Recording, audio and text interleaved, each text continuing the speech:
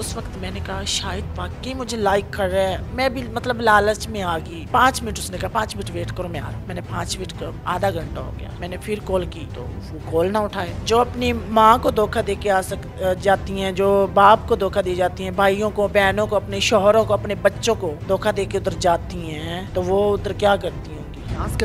Dance करती हैं उधर। यहाँ की जो पाकिस्तान है उनके साथ रहती हैं, रातें गुजारती हैं। अस्सलाम वालेकुम, आप टीवी से मैं हूं फैसल खान सूरी। मेरे साथ महानूर मौजूद हैं। महानूर का एक शेख के साथ राब्ता होता है जो कि दुबई का रहायशी था। वो फेसबुक पे इनसे राब्ता करता है।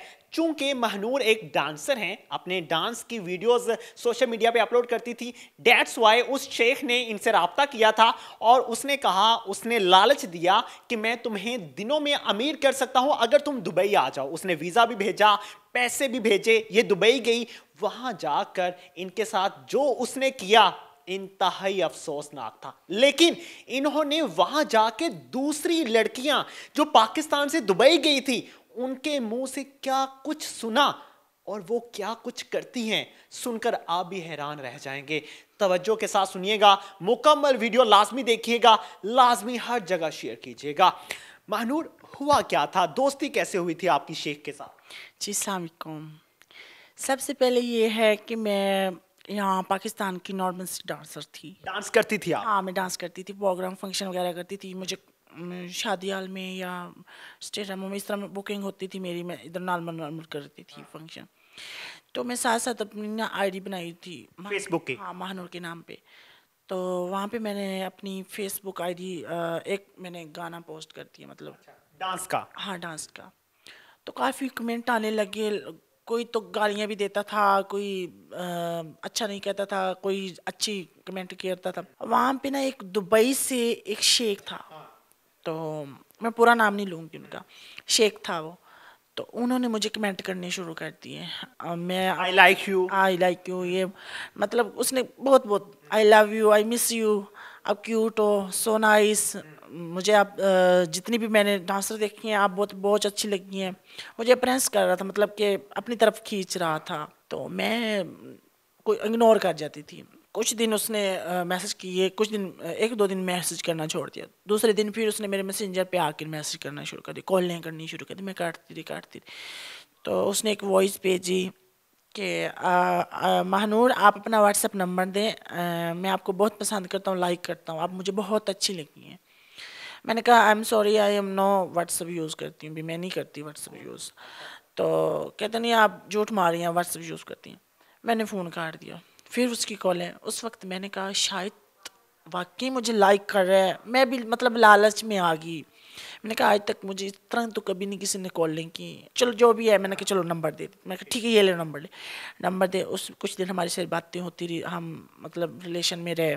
कुछ महीनों बाद उसने मुझे कहा कि आप आए मेरे पास, इधर दुबई में बहुत पैसा है, इधर हम आपको डांसर बनाएंगे, हम दूसरा मालो माल कर देंगे। मालो माल, तुम्हारे घर वाले गाड़ियों वाले होंगे, ये होंगे वो होंगे। मैं लालच में आ गई। मैंने कहा ठीक है मैं आ जाऊँ। तो वो फिर मैंने कहीं से भी पकड़ के, जैसे मतलब फंक्शन की जोड़ के, जैसे मैंने टिकट बनवाई, वीज़ा बनवाया, सब कुछ बना के मैं चली गई दुबई। जब वहाँ गई, वहाँ जाके तो राब्ता किया, राब्ता नहीं हुआ? पहली कॉल उसने उठाई। मैंने कहा मैं तो आ गई हूँ शेख साहब, मैं आ गई हूँ। उसने कहा चलो आप उधर वेट करें, मैं आ रहा हूँ। 5 मिनट, उसने कहा 5 मिनट वेट करो मैं आ रहा हूँ। मैंने 5 मिनट का आधा घंटा हो गया। मैंने फिर कॉल की तो वो कॉल ना उठाए। फिर मैंने कॉल की, कॉल ना उठाए। फिर करती रही। उसने एंड टाइम उसने नंबर बंद कर दिया अपना। उस वक्त मैं परेशान होगी। मैं उस वक्त मुझे समझ नहीं मैं करूँ क्या। तो फिर मैंने बस अल्लाह को याद किया, सच्चे दिल अपने हाथ पे रखा, इधर उधर देखा। एक आदमी मुझे नज़र आया, तो वो उधर काम कर रहा था, एक होटल सा छोटा सा, उधर काम कर। मैंने के पास गई। उन्होंने कहा खाना खाना। मैंने कहा हाँ। मेरे पास कुछ भी नहीं था, मैंने भूख भी बहुत लगी थी। मैं बैठ की तो कहता वो अंदर आके बैठ जाए आप। उधर बैठ की मैं। तो वो बाबा खाना देने आया। तो मैं देख के ना रोने लग गई। बाबा कहता क्यों रो रही हो बेटा, क्या हुआ है? मैंने उसको बताया बाबा ये मसला हुआ है, मेरे पास पैसे भी नहीं, कुछ भी नहीं है, मुझे किसी ने धोखा दे दिया, मैं इधर आई हूँ, मैं डांसर हूँ। उसके कोई वाकफ थे, एक डांसर कोई वाकफ था उस जानने वाला। उसने कहा बेटा आप इधर बैठे, आप खाना खाएं, मेरे फलां जगह रूम है, मैं उधर आपको छोड़ता हूँ, आप उधर नहाएं धोएं, किसी चीज़ की टेंशन ले लें। मैं भी पाकिस्तान से ही हूँ, मैं इधर जॉब करता हूँ। मैं इतनी खुश होगी, मैंने कहा ये तो मेरे पाकिस्तान का ही निकला है। वो लेके आए अपने घर, तो होटल वाले उनके बॉस वगैरह भी, ये कौन है? उसने कहा ये मेरे घर का फैमिली है। उसने ऐसे ही कह दिया मेरा मेहमान है।